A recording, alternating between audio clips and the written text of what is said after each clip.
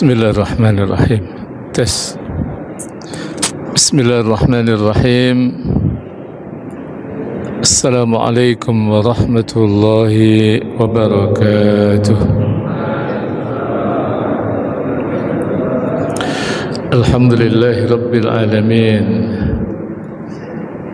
Alhamdulillahilladzi bi ni'matihi tatimmus shalihat وبعفوه تكفر الذنوب والسيئات وبكرمه تقبل العطايا والقربات أشهد أن لا إله إلا الله وحده لا شريك له وأشهد أن محمدا عبده ورسوله لا نبي بعده الذي أدى الأمانة وبلغ الرسالة ونصح الأمة وجاهد في سبيل الله حق جهاده اللهم صل وسلم وبارك على هذا النبي الكريم نبينا محمد المصطفى صلى الله عليه وسلم وعلى آله وأصحابه أجمعين وبعد يقول الله جل وعلا في محكم كتابه وهو أصدق القائلين أعوذ بالله من الشيطان الرجيم يا أيها الذين آمنوا اتقوا الله حق تقاته ولا تموتن إلا وأنتم مسلمون يا أيها الذين آمنوا اتقوا الله وقولوا قولا سديدا يصلح لكم أعمالكم ويغفر لكم ذنوبكم ومن يطع الله ورسوله فقد فاز فوزا عظيما. Masyarul hadirin wal hadirat, Bapak Ibu sekalian yang saya hormati dan Allah Ta'ala muliakan, setelah kita bertahmid dan juga bersolawat kepada baginda Rasulullah SAW beserta keluarga, para sahabat dan seluruh pengikut beliau ila yaumil qiyamah, selanjutnya kajian serial fikih keluarga kita pada malam hari ini seperti tadi sudah diumumkan mengambil tema fikih nafkah keluarga ketika suami istri sama-sama bekerja.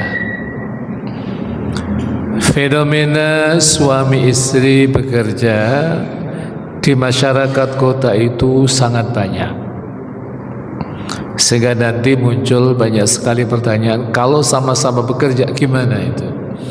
Yang memberikan nafkah suaminya atau istrinya, atau saling menafkahi, atau seperti apa? Ini yang akan kita kaji. Tetapi sebagai mukaddimah ada 3 poin yang saya ingin sampaikan. Perubahan sosial di era modern telah melahirkan fenomena baru dalam kehidupan keluarga muslim. Dulu pola keluarga cenderung sederhana, suami bekerja di ruang publik dan istri fokus ngurus rumah tangga. Tapi hari ini banyak keluarga yang menjalani pola keluarga 2 karir. Suami istri sama-sama bekerja. Ini saya nggak tahu kalau yang hadir ini rata-rata sama-sama kerja atau berbagi peran, Pak. Ya, tentunya saya tidak punya datanya juga gitu kan. Yang suami istri bekerja berapa persen, yang suaminya bekerja dan kemudian istrinya menjadi ibu rumah tangga berapa persen. Tapi kadang-kadang juga ada sebaliknya ini. Istrinya bekerja, suaminya malah nganggur, ada juga.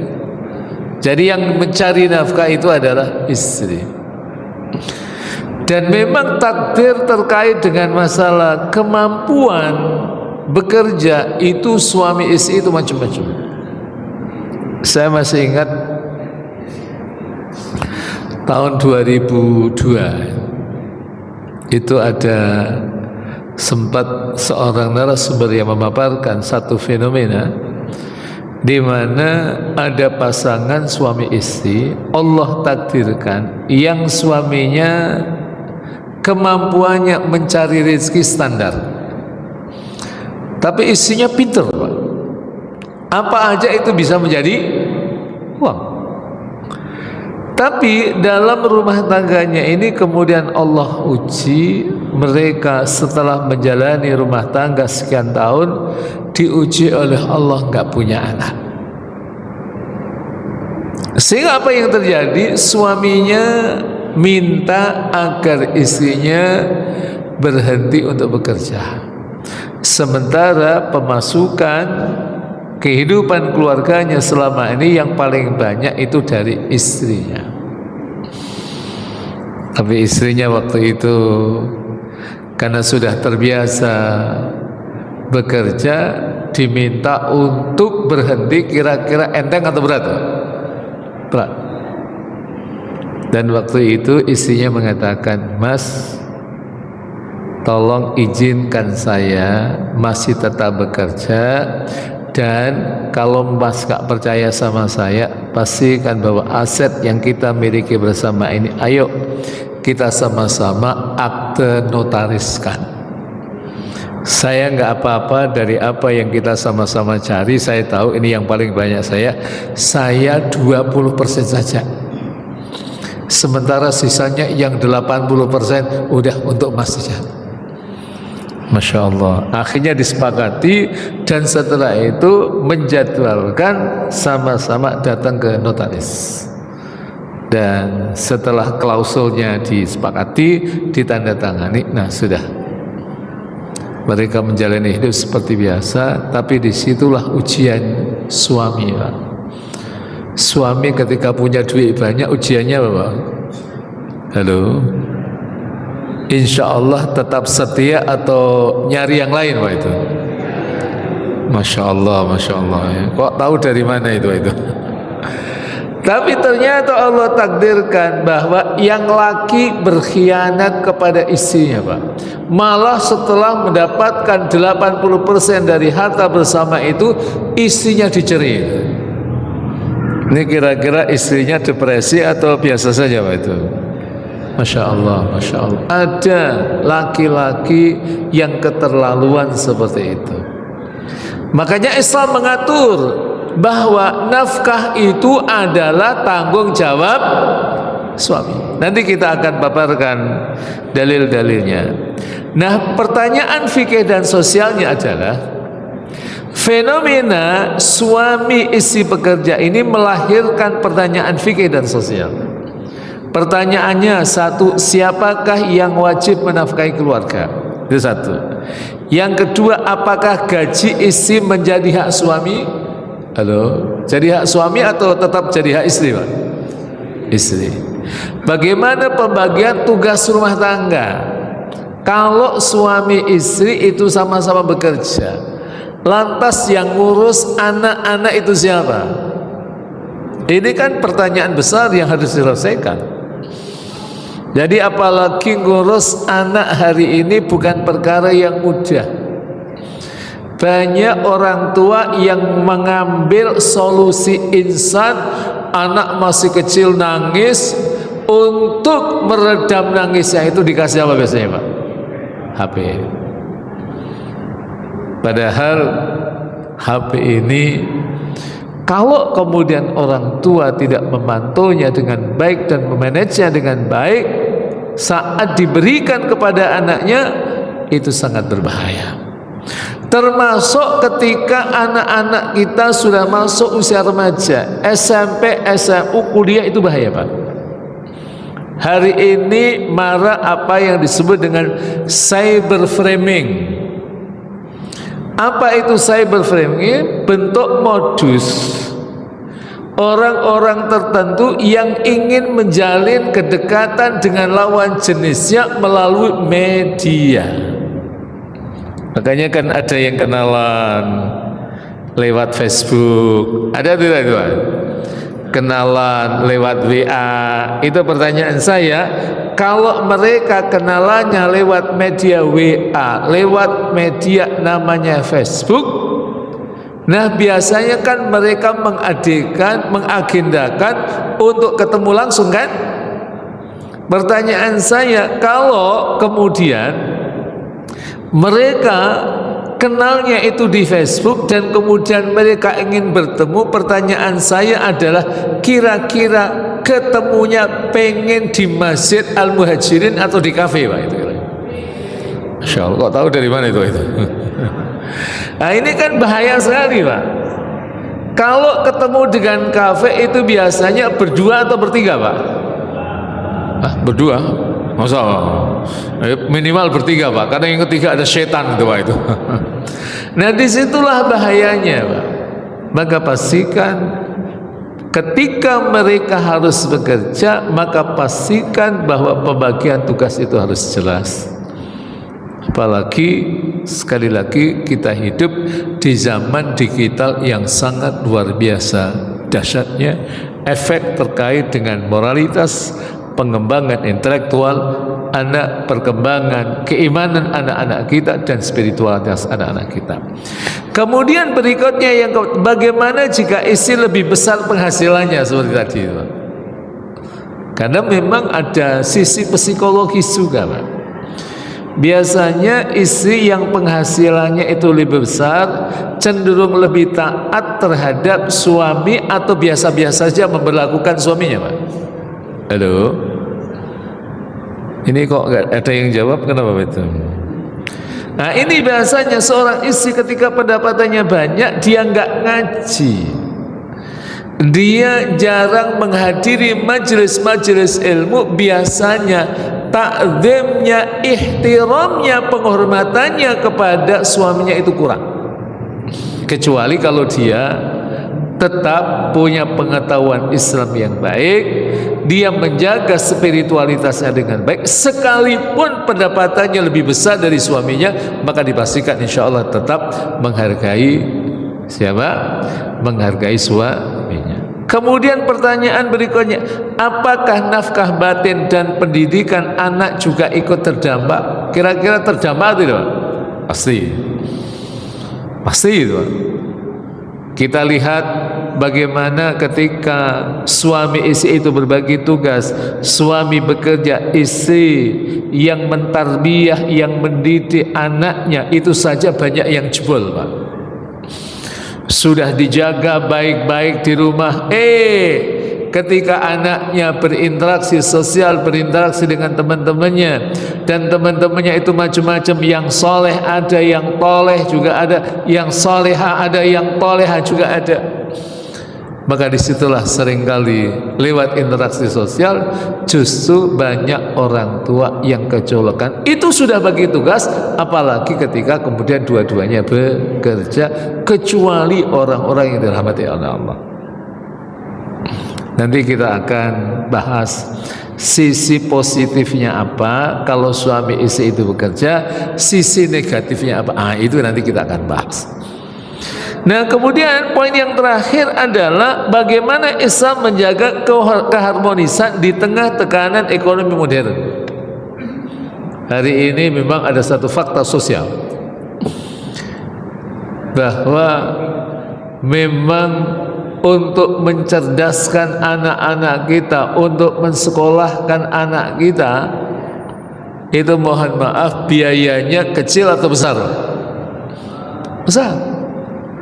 Bersyukur kepada Allah kalau kemudian sang suami diberi oleh Allah rezeki, diberi oleh Allah pekerjaan yang bisa mengcover kebutuhan pendidikan anak-anak. Tapi kalau tidak, kan sosok seorang ibu dengan nalurinya, ia cintanya kepada anak, kan biasanya dia ingin membantu pendidikan anak-anaknya, membantu suaminya dengan cara dia bekerja. Karena apa? Bahwa memang fakta, apalagi hari-hari ini kita dapatkan bahwa kondisi ekonomi di dunia secara global maupun secara nasional sedang tidak baik-baik saja. Sebenarnya indikatornya sangat mudah. Ya sekalipun memang ini kita hidup di zaman digital, itu kalau bapak-bapak itu jalan di kota Bekasi ini, itu 5 tahun yang lalu, 6 tahun yang lalu toko-toko yang buka 5 tahun yang lalu dengan hari ini sama atau beda Pak? Beda. Lebih banyak atau lebih dikit? Lebih dikit. Itu memberikan satu isyarat bahwa roda ekonomi kita memang mengalami dinamisasi, dan memang cenderung mengalami penurunan. Dan itu biasanya naluri seorang ibu, ia ingin membantu anaknya lewat dia bekerja dengan membantu suaminya. Nah, kajian ini penting karena banyak rumah tangga modern mengalami konflik ekonomi. Sekalipun saya selalu mengatakan riset ilmiah bahwa masalah ekonomi itu bukan masalah yang utama dalam terjadinya konflik rumah tangga. Jadi riset ilmiah itu mengatakan ada 3 faktor utama terjadinya konflik. Yang pertama itu adalah faktor komunikasi. Jadi ada masalah ekonomi, kalau bisa dikomunikasikan dengan baik, insya Allah masalahnya selesai.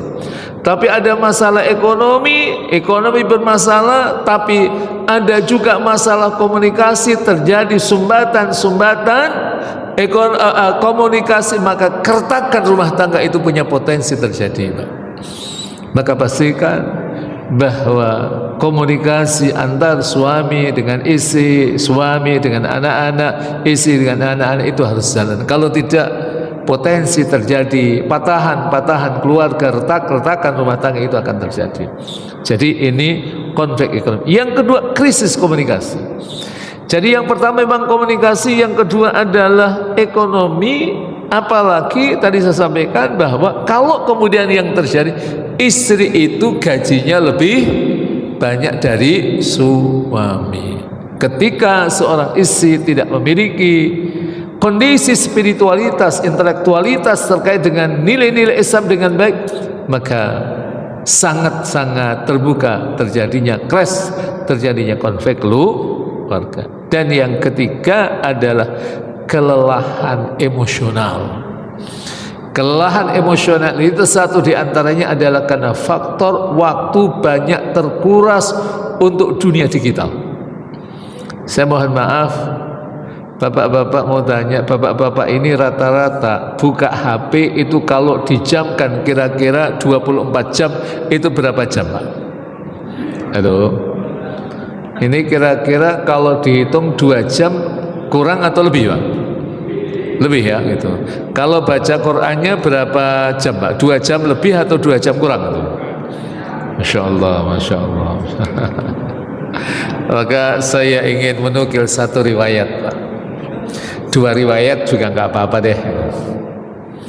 Jadi jangan sampai waktu kita habis untuk media, untuk HP, sementara baca Qur'annya itu. Ada temannya Imam Malik. Beberapa riwayat mengatakan namanya Abdullah bin Idris. Itu beliau ketika jelang-jelang wafatnya itu anaknya menangisi. Kemudian istrinya juga sama. Tapi justru Abdullah bin Idris mengatakan, gak usah kau tangisi. Saya hendak bertemu dengan kekasihku, dengan Allah Rabbul Alamin. Kenapa engkau tangisi aku? Tidakkah ayah kamu sudah punya bekal yang insya Allah cukup? Karena ayah alhamdulillah sampai hari ini, kata beliau, itu menghatamkan Al-Quranul Karim sudah 4.000 kali. Berapa kali Bapak? Berapa? 4.000 kali. Kalau bapak-bapak khatam Qur'annya sudah ada 4.000 atau masih kurang, Pak? Kurangnya banyak atau sangat banyak sekali? Masya Allah, Masya Allah. Jadi bagaimana orang yang seperti ini tidak happy, tidak bahagia ketika menghadap kepada Allah Ta'ala. Bahkan yang lebih banyak itu Imam Abu Hanifah. Itu satu riwayat ketika Imam Abu Hanifah itu meninggal dunia, ada riwayat mengatakan itu beliau sudah khatam Al-Quran itu 7.000 kali, Pak. Masya Allah, Masya Allah, 7.000 kali. Kalau Imam Syafi'i itu riwayat yang maksud kalau di bulan Ramadan rata-rata khatamnya berapa kali, Pak? 60 kali. Bulan Ramadan Pak itu.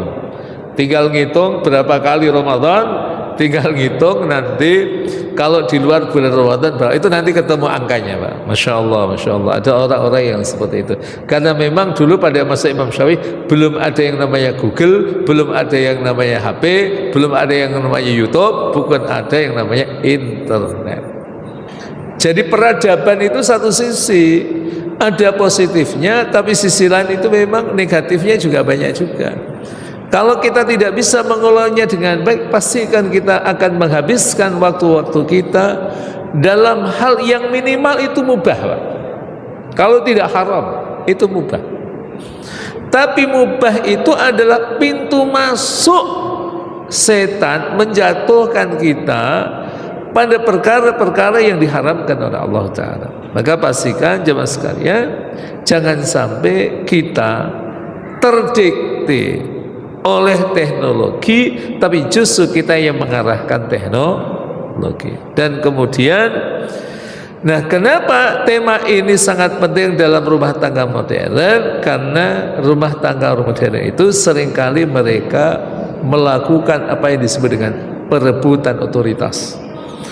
Itu kan ada juga kan, jadi keluarga-keluarga yang suami merasa superior, ada juga yang istrinya merasa superior, merasa pengen berkuasa, merasa punya otoritas. Nah itulah jemaah sekalian, hingga perceraian akibat masalah nafkah dan peran keluarga itu terjadi. Wa na'udzubillahi min dzalik. Dan memang Masya Allah kita ini kan ya sering ada orang-orang, ya tidak sering lah, ada orang-orang yang kalau punya masalah itu minta solusinya. Itu seringkali saya mendapatkan kasus-kasus yang la yutasawwar min qabl, yang belum pernah itu saya bayangkan sebelumnya. Itu yang terakhir, itu yang konsultasi sama saya. Itu ibu itu Masya Allah tidak pernah membayangkan kalau suaminya itu akhirnya melakukan selingkuh. Karena apa? Suaminya bekerja, pulang juga seperti biasa. Ternyata ketika ia meninggal dunia, itu ternyata ia punya selingkuhan. Pulangnya seperti biasa, Pak. Nah, taunya yang tragis kenapa itu dikomunikasikan, karena itu nanti kaitannya dengan hak waris. Nah sampai istrinya itu nggak tahu apakah selingkuhannya itu dinikahi atau tidak. Kan yang dikonsultasikan ke saya kan itu, karena itu punya impact hukum. Jikalau itu dinikahi dengan nikah yang syar'i dan kemudian punya anak, tidak punya anak, itu juga dua-duanya punya konsekuensi hukum.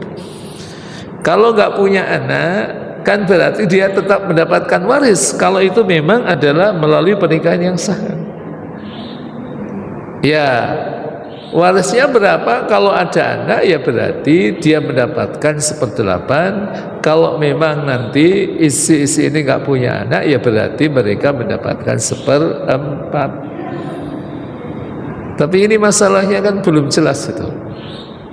Jadi itu tahu ketika suaminya meninggal dunia, itu dibuka HP-nya, ternyata ada komunikasi dengan wanita lain, dan ternyata itu adalah selingkuhannya, karena itu diklarifikasi di perusahaannya.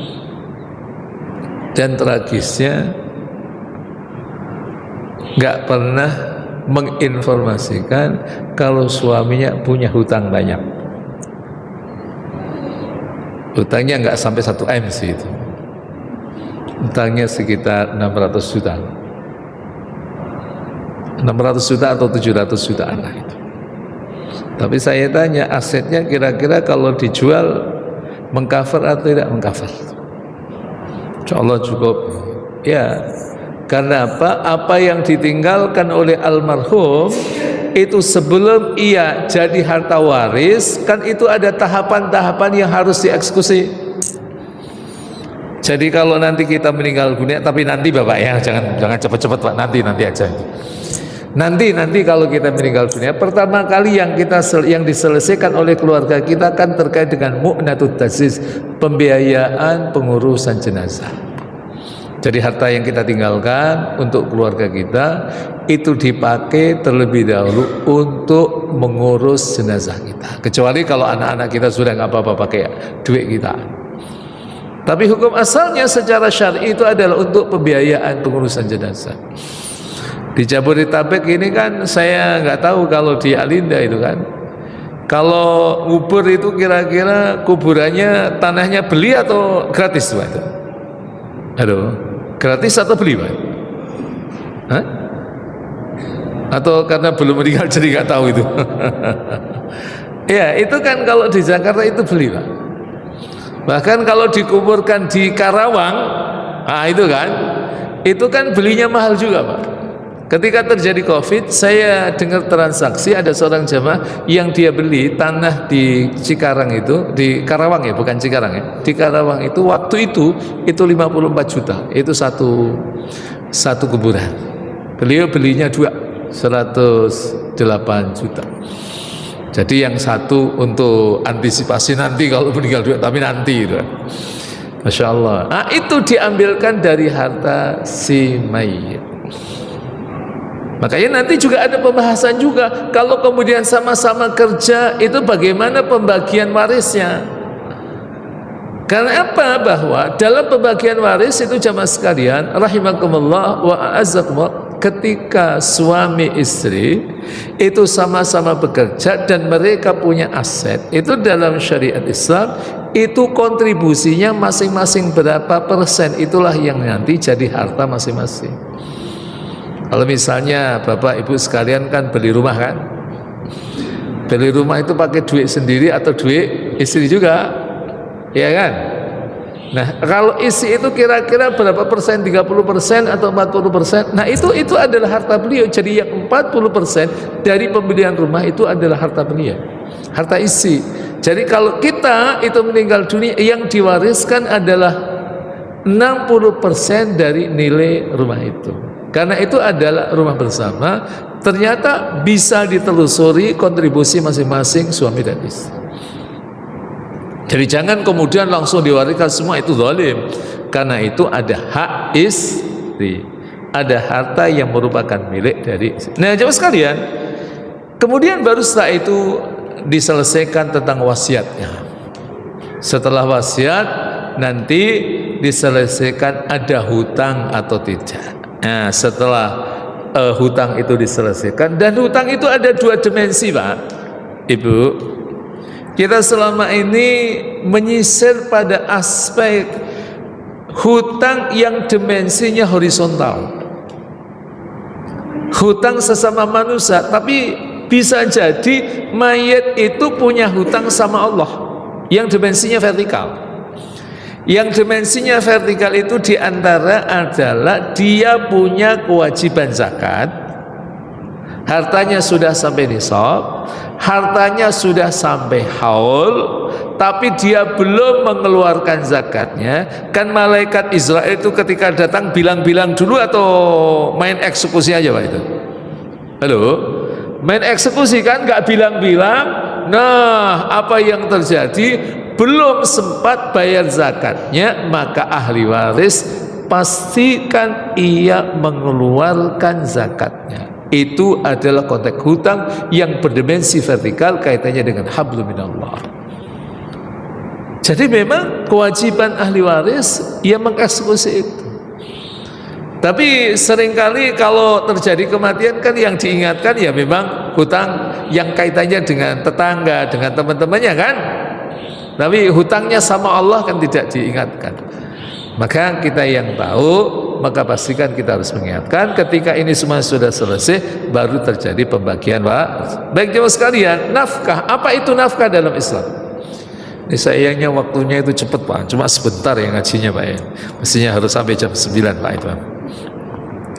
Nafkah itu adalah mustalahun Arabi, terminologi dalam bahasa Arab, berasal dari kata an-nafaqah, yang berarti pengeluaran, pembiayaan dan sesuatu yang dikeluarkan untuk kebutuhan hidup. Itu tinjauan linguistik, tinjauan etimologi, tinjauan bahasa.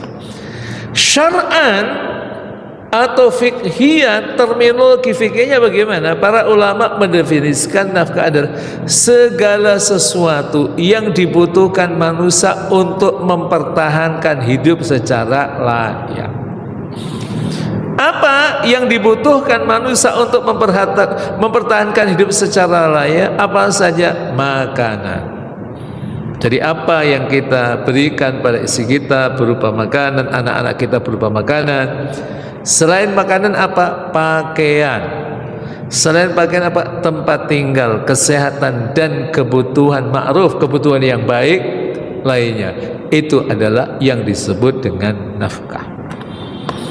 Nah, setelah itu jemaah sekalian, dasar kewajiban nafkah dalam Al-Quran dan Sunnah itu seperti apa? Satu, firman Allah Ta'ala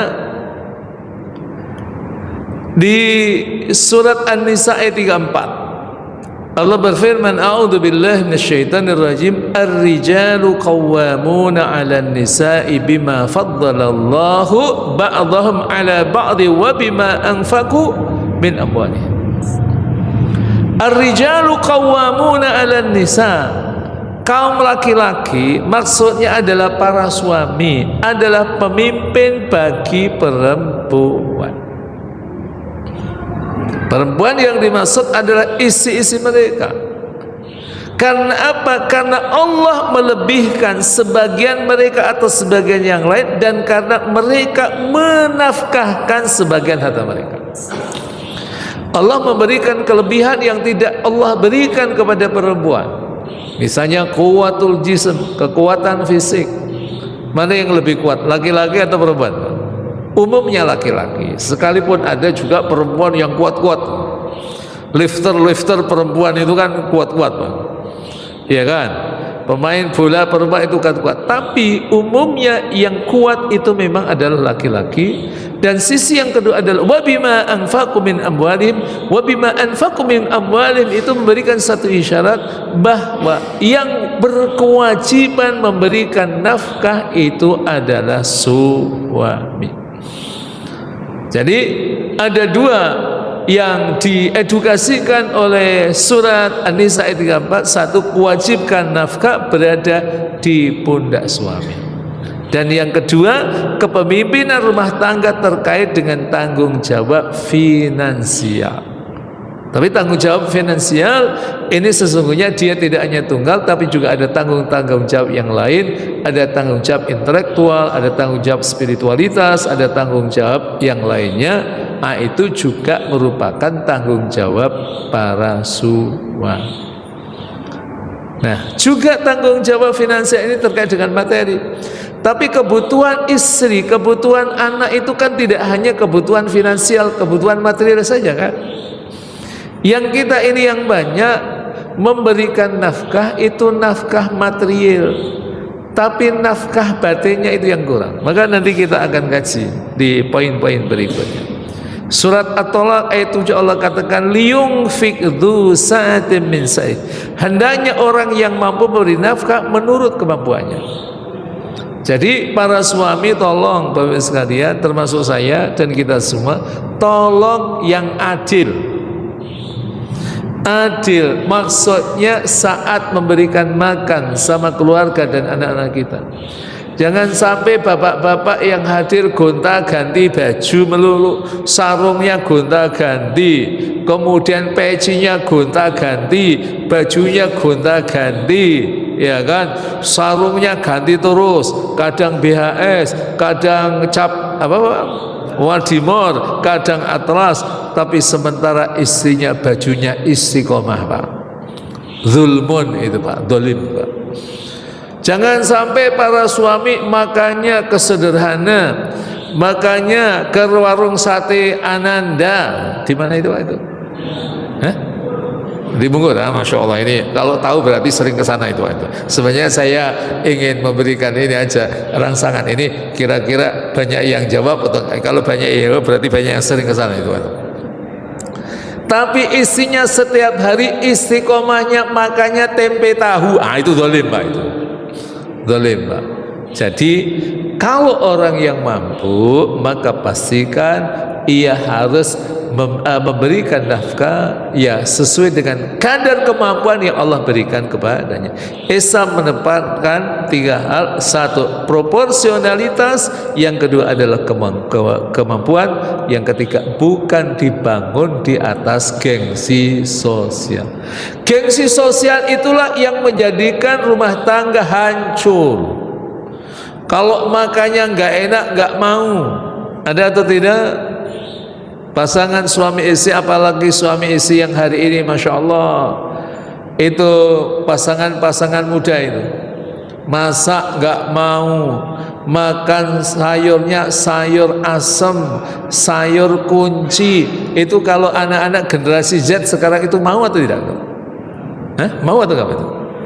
Ini bapak-bapak mohon maaf, ini tolong dijawab. Ketika istri dari bapak-bapak sekalian itu masakin anak-anak kita, anak-anaknya itu sayur kunci sama sambal sama ikan asin, kira-kira dimakan sama anak kita atau anak kita masih celingak-celinguk itu Pak itu? Oh, ini beda Pak itu. Jadi memang trennya itu beda, dan itulah yang kemudian ia menuruti gengsinya, sementara beli di luar itu kira-kira murah atau lebih mahal Pak? Itu masalah. Nah, hadis Hindun bin Utbah binti Utbah, ketika Abu Sufyan pelit dalam memberikan nafkah, Rasulullah SAW mengatakan, khudhi ma yakfiki wa waladaki bil ma'ruf, ambillah secukupnya untukmu dan anakmu dengan cara yang baik. Jadi suami itu jangan pelit sama istri, suami itu jangan pelit sama anak. Tapi terlalu royal juga nggak bagus, itu tidak edukatif. Yang benar adalah tawasud, pertengahan, tidak terlalu royal, tidak terlalu pelit. Karena kalau terlalu royal, nanti Allah takdirkan rezeki kita satu saat diuji oleh Allah. Istri kita tidak terbiasa hidup sederhana, tiba-tiba semula berkelimpahan, tiba-tiba langsung sederhana atau cenderung agak di bawah. Kira-kira berat atau enteng yang mereka hadapi? Makanya saya sering itu, Masya Allah, saya merasakan pendidikan di pesantren dulu, karena saya ini kan produk lama Pak. Dulu yang namanya Masya Allah di pesantren itu kalau pagi-pagi itu makan itu pakai bakwan. Itu kasihan itu yang jualan bakwan ke pondok Pak, bakwanya belinya 1, cabenya ngambilnya 10 itu Masya Allah. Tapi itu mengedukasi pada kita itu luar biasa. Sampai hari ini itu kalau kita, karena memang tradisi kita di pesantren itu sangat-sangat sederhana, itu kalau nggak ada apa-apa, itu makan nasi putih sama kerupuk itu sudah enaknya luar biasa Pak. Aduh, nasi putih sama bakwan 1, 2 itu sudah enaknya luar biasa, karena pendidikan masa lalu. Tapi hari ini yang masalah itu anak-anak kita, cucu-cucu kita itu. Pertanyaan saya, kira-kira anak-anak kita itu suruh makan nasi putih sama kerupuk itu insya Allah langsung dimakan atau dilihat dulu Pak itu? Masya Allah, Masya Allah, Masya Allah. Jadi memang tarbiyah, pendidikan sejak dini itu sangat luar biasa Pak, sangat luar biasa. Nah, kita rata-rata ini kan produk pendidikan masa lalu. Kita dalam keadaan lapang, alhamdulillah. Dalam keadaan agak kurang-kurang dikit, kita bisa survive lah. Kita bisa makan pakai tempe, itu kan Masya Allah nikmat sekali kan. Karena apa? Dulu ketika kita di kampung, pagi-pagi mungkin orang tua kita ke sawah. Kalau ke sawah itu kan mereka bawanya apa Pak? Bentel nasi itu yang dibungkus di daun itu, daun pisang. Kalau nggak di daun pisang itu pakai daun jati kan. Itu nanti lauknya apa Pak? Tempe, tahu sama sambal. Setelah itu pakai minumannya teh hangat manis. Itu mau tandur ya kan, mau nanam padi, itu makan itu sambal pakai tempe atau pakai tahu. Setelah itu minumannya itu pakai teh hangat. Itu kira-kira ketika gelegean itu langsung alhamdulillah, pelan atau kenceng Pak itu? Masya Allah, Masya Allah. Itu pendidikan masa lalu itu luar biasa, sangat sederhana. Tapi hari ini anak-anak kita, cucu-cucu kita mengalami kondisi yang berbeda. Nah, hadis ini menunjukkan nafkah adalah hak istri. Karena Rasul sallallahu alaihi wasallam mempersilahkan kepada Hindun binti Utbah, karena suaminya ini pelit, ambil itu hartanya untuk kamu dan untuk anak kamu, tapi dengan cara yang baik. Suami berdosa jika menelantarkan nafkah. Tapi ini juga kaitannya dengan mental juga, Pak. Ada juga yang konsultasi. Saat ini saya punya seorang teman, dulu ketika dia itu mau menikah, Allah takdirkan itu rezekinya banyak. Tapi ketika sudah bekerja, akhirnya dia harus resign karena perusahaannya bermasalah itu. Itu ternyata untuk survive ketika resign dan kemudian pendapatannya nggak banyak, itu juga bukan perkara yang gampang. Bukan perkara yang gampang. Tapi pastikan kalau kita bersama dengan Allah, Allah akan memberikan solusi kepada kita. Sehingga ada beberapa ulama yang mereka mengatakan, seperti apa pertolongan Allah itu sangat ditentukan oleh ketakwaan kita, karena Al-Quran mengatakan, wa may yattaqillaha yaj'al lahu makhraja. Siapa orangnya yang ia bertakwa kepada Allah, Allah akan jadikan untuknya makhraja, jalan keluar, wa yarzuqhu min haitsu la yahtasib, dan Allah akan memberikan kepada rezeki dari arah yang ia tidak disangka-sangka. Dan dipastikan kalau kita bertakwa kepada Allah dan kita mau melakukan ikhtiar, ikhtiarnya dua, ikhtiar zahir, ikhtiar batin, Allah akan memudahkan urusan kita, urusan dunia tapi juga urusan akhirat. Dan kemudian hadis yang diriwayatkan Imam Bukhari, Rasulullah SAW mengatakan, warrajulu ra'in fi ahli wa mas'ulun an ra'iyati, laki-laki adalah pemimpin dalam keluarga dan akan dimintai pertanggungjawaban nanti di sisi Allah Rabbul Alamin. Jemaah sekalian rahimakumullah, fenomena sosial ketika suami istri sama-sama bekerja, apa yang melatarinya? Satu, karena tekanan ekonomi, Pak. Biasanya hidup meningkat, iya kan, biaya hidup meningkat, ada aspek pendidikan, mungkin punya cicilan rumah, mungkin pada aspek kesehatan, apalagi kalau nggak punya BPJS loh. Itu kalau ke rumah sakit nggak punya BPJS itu kira-kira bayarnya gede atau gede banget loh, gede banget. Insya Allah. Kemudian gaya hidup digital, lihat orang lain makanya suka di restoran, akhirnya ikut-ikutan juga. Karena kalau tidak mengikuti tren dianggap tidak modern. Ini virus-virus yang bisa akan mematikan kehidupan rumah tangga kita. Yang kedua, kenapa suami istri itu sama-sama kerja? Tingkat pendidikan perempuan meningkat. Satu sisi memang bagus, Pak. Hari ini kita lihat banyak perempuan memiliki karir profesional. Yang jadi menteri ada. Saya pernah diminta ngisi pengajian di rumah seorang ibu menteri itu. Saya tanya, ibu menteri mana? Ini Ustaz, nggak ada, sibuk. Kasihan beliau. Jadi kalau memang perempuan kan punya keterbatasan fisik, itu kalau datang ke kami ke pas pengajian paling sebentar saya itu pergi lagi, itu wajahnya kasihan juga, kelihatan lelah sekali. Tapi memang dia punya kompetensi yang bagus, punya keahlian akademik. Maka ada ibu-ibu yang dia jadi dosen, ada juga ibu-ibu yang jadi rektor. Itu kan menguras tenaga juga. Dan kenapa mereka masuk ke ruang-ruang seperti itu? Satu, karena memang pendidikan mereka naik, dan pada waktu yang bersama juga ada tuntutan ekonomi. Azan dulu ya. Silakan.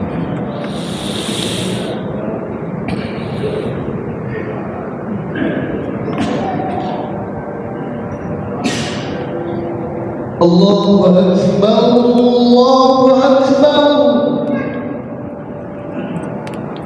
Allahu Akbar, Allahu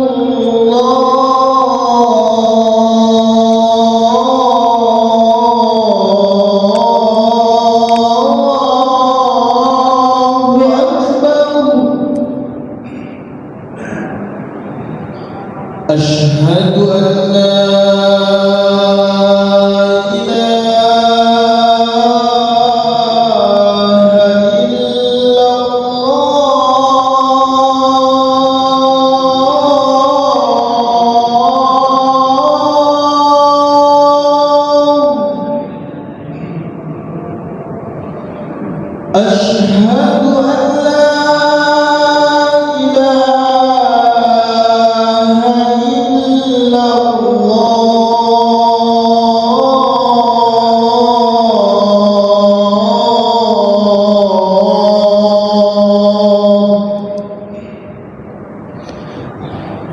أشهد أن محمدا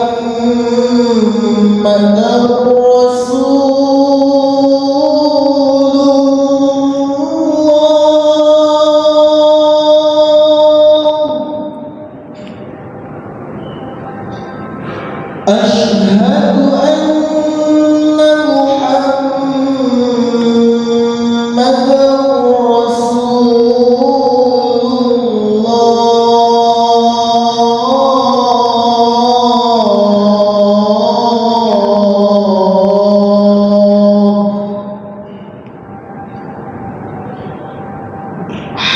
على الصلاة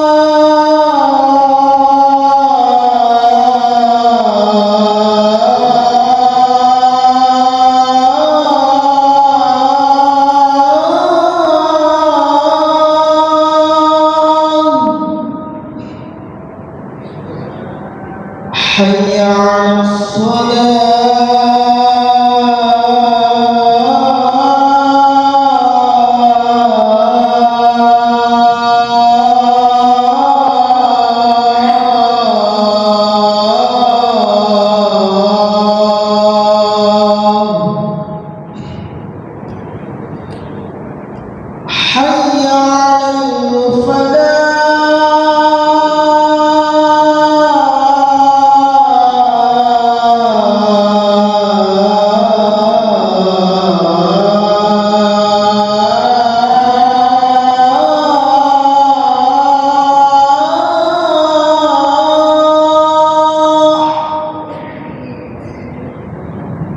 على حي على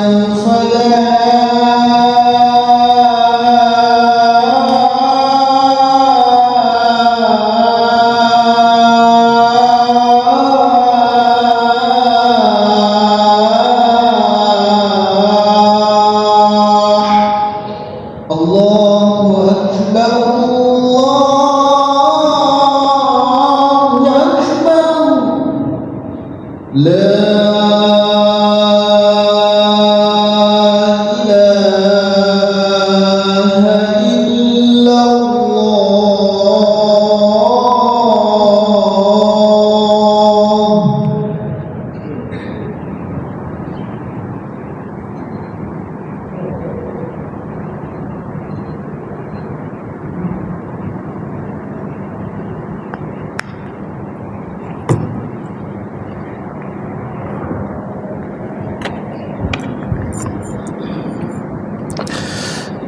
Saya masuk ke bagian yang sangat penting dalam materi ini. Karena materi ini panjang, saya buat ada 20 slide Pak ya. Nah, prinsip fikih nafkah dalam keluarga dua karir suami istri itu bekerja itu bagaimana? Satu, kewajibkan nafkah tetap pada suami.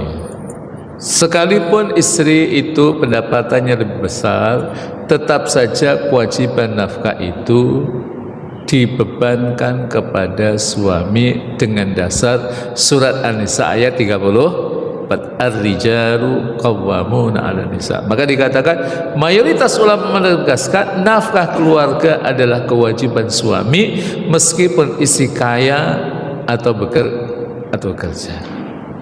Nah, kemudian pendapat ulama Ibnu Qudamah kami tidak mengetahui adanya perbedaan ulama bahwa nafkah istri wajib atas suami jika istri menyerahkan dirinya kepada suami.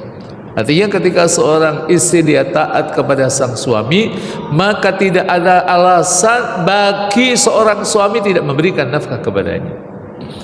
Imam Nawawi yang dimaksud ini adalah yang ngarang kitab Riyadhus Shalihin, yang ngarang kitab Syarah Sahih Muslim, yang ngarang kitab Al-Adhkar, yaitu Imam Nawawi Abu Zakaria Yahya bin Sharaf An-Nawawi Ad-Dimashqi. Karena kalau disebut dengan Imam Nawawi itu ada dua ulama namanya Nawawi, satu Nawawi Ad-Dimashqi, itu nama lengkapnya adalah Abu Zakaria Yahya bin Sharaf An-Nawawi Ad-Dimashqi. Tapi kalau ada satu lagi Imam Nawawi Al-Bantani Al-Jawiwa yang punya kitab namanya Tafsir Al-Munir dan beberapa kitab lainnya. Tapi ini yang dimaksud ada Imam Nawawi Ad-Dimashqi belum mengatakan nafkah isi wajib atas suami berdasarkan ijma kesepakatan kaum muslimin. Yang kedua, penghasilan istri. Kalau istri punya penghasilan, itu posisinya bagaimana? Islam menetapkan harta istri adalah milik pribadi istri. Dan ini nanti punya kaitan juga tentang harta waris, Pak.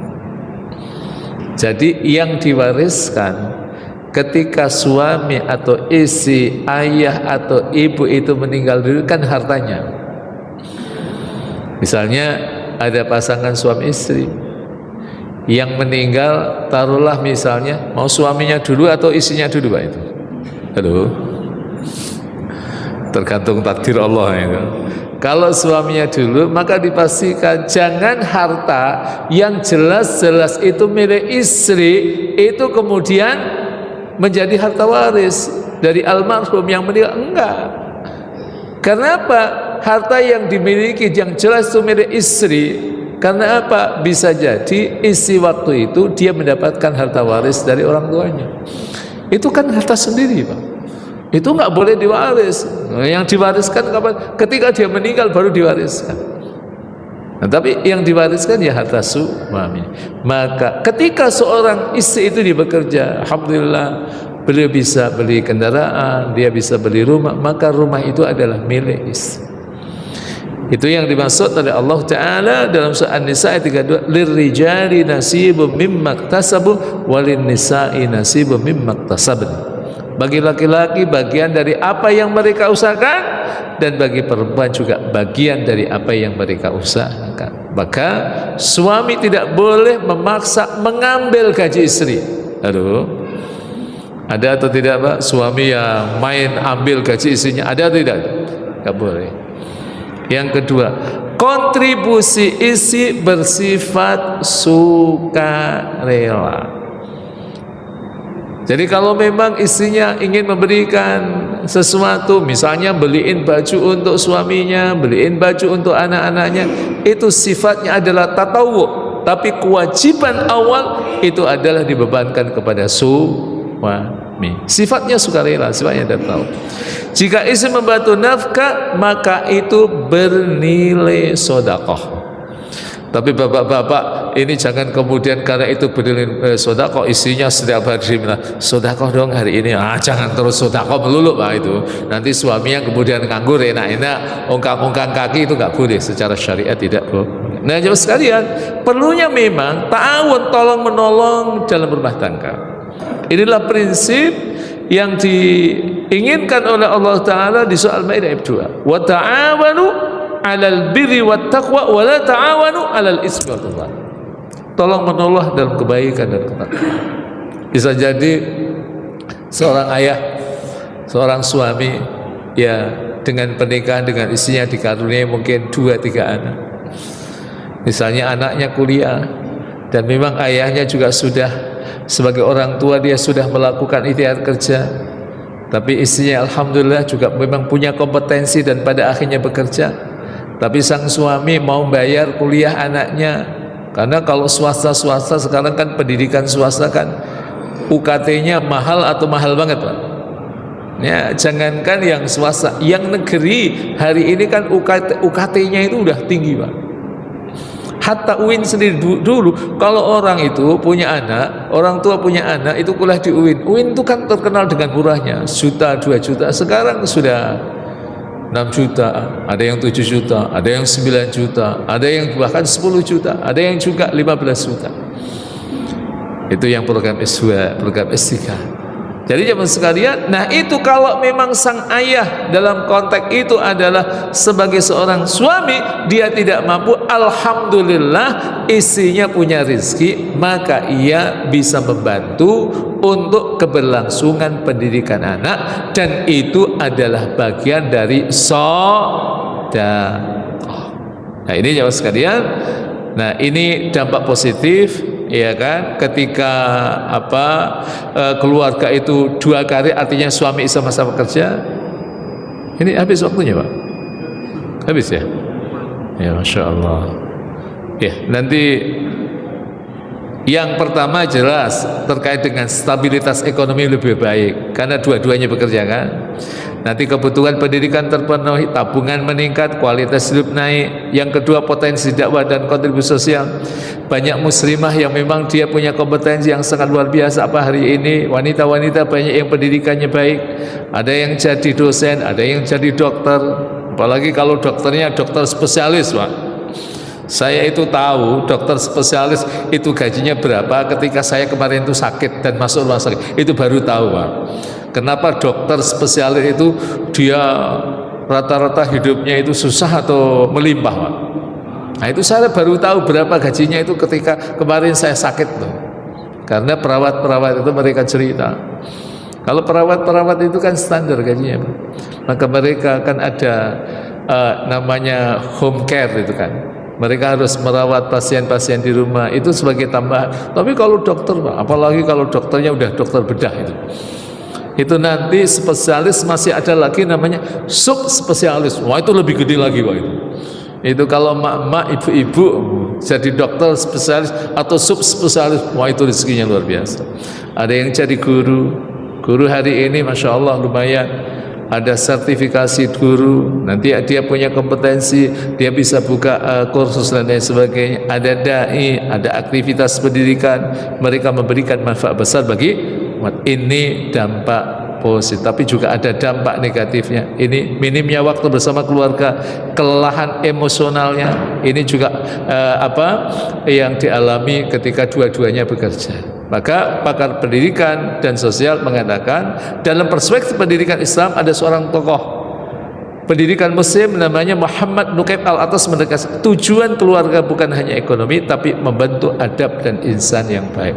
Dan itu agak sulit kalau memang kemudian kedua-duanya itu sama-sama bekerja.